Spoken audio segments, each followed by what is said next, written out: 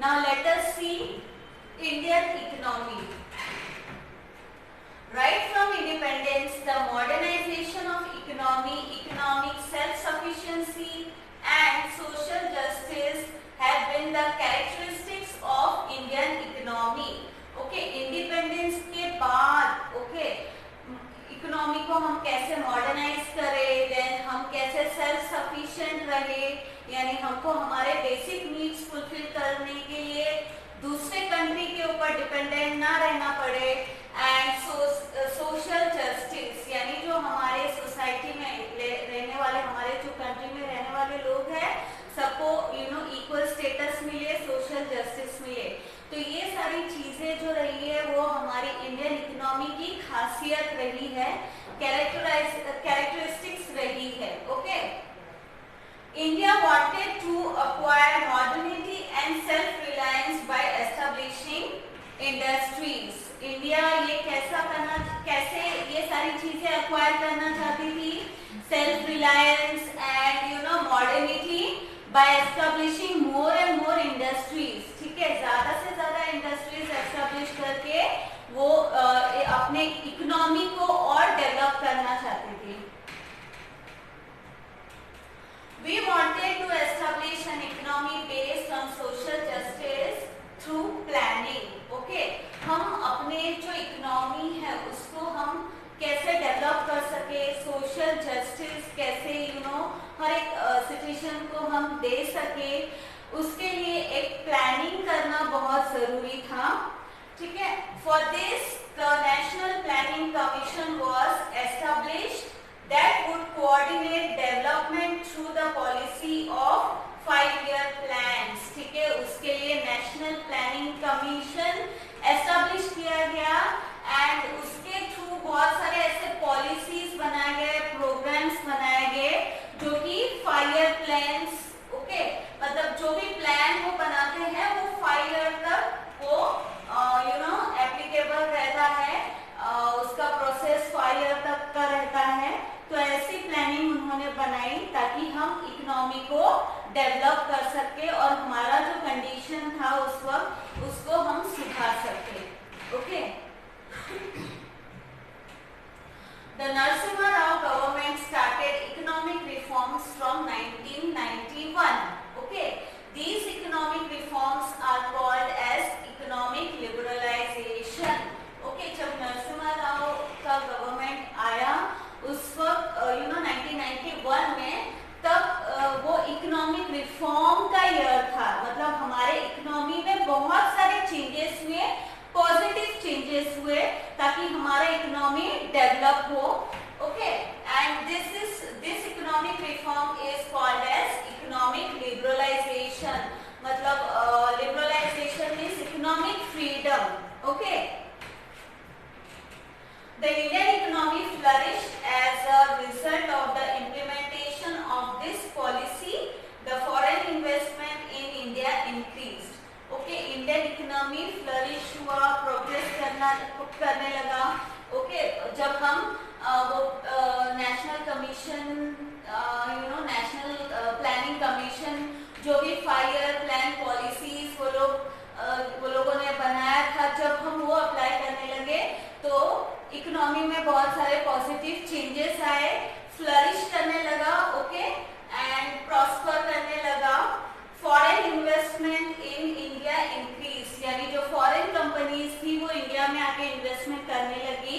ठीक है, जब फॉरेन की करेंसी इंडिया में आती है तो वो इंडिया के लिए एक गेन है, लेकिन जब इंडिया की करेंसी फॉरेन में जाती है तो इंडिया के लिए लॉस है वो। ठीक है, तो फॉरेन इन्वेस्टमेंट जब इंडिया में होने लगी तो इंडिया को फायदा होने लगा, इंडिया का जो इकोनॉमी है वो प्रॉस्पर करने लगा। Skilled Indian professionals helped reform the Indian economy। The field of information technology opened several avenues of employment in the country। Okay, जो भी हमारे इंडियन प्रोफेशनल्स है, जो कि स्किल्ड है, जो कि टैलेंटेड है, ओके, उनके वजह से हमारी इकोनॉमी को बूस्ट मिला है। Okay, and specially the field of information technology, यानी जो आईटी टेक्नोलॉजी के field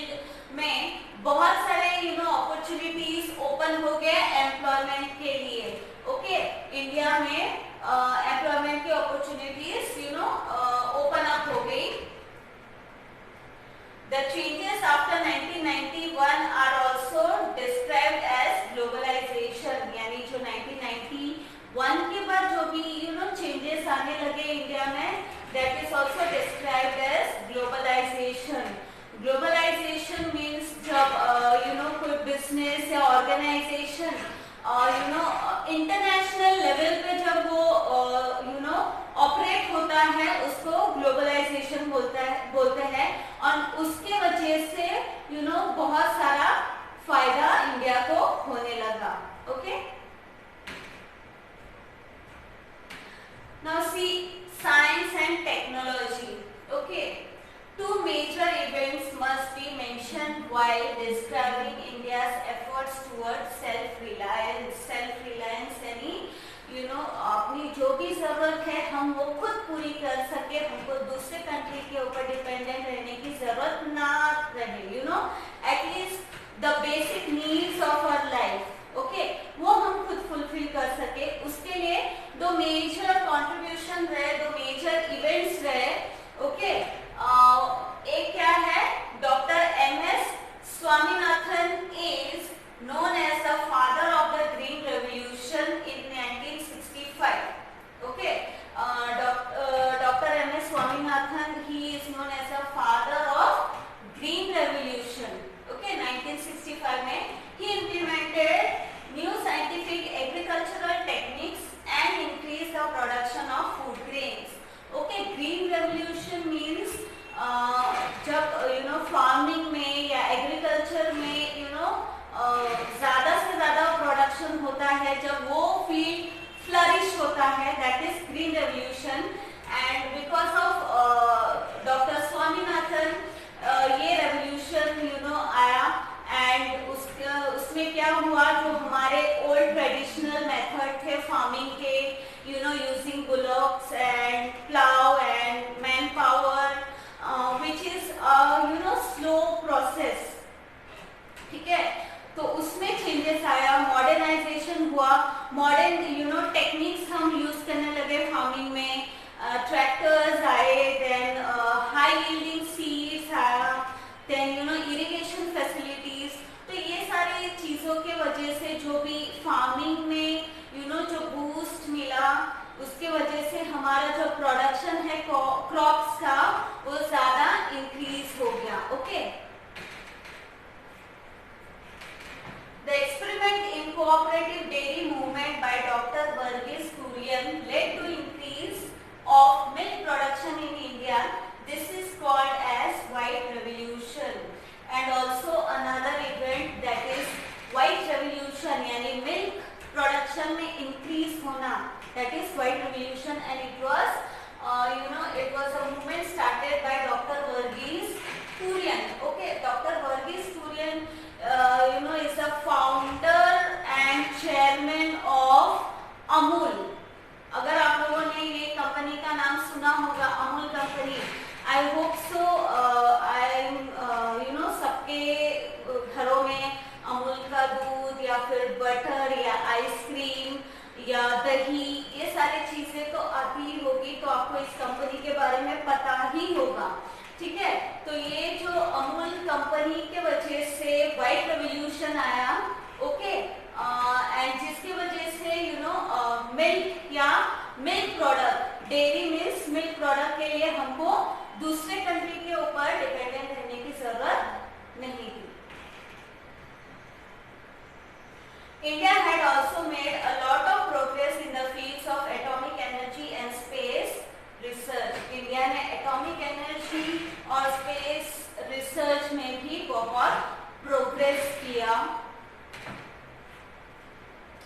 Dr. Homi Bhabha laid the foundation of the Indian atomic power program. Okay, India insisted on using atomic energy for peaceful purposes like generation of electricity, pharmaceuticals and defense. India has achieved considerable success in space technology as well.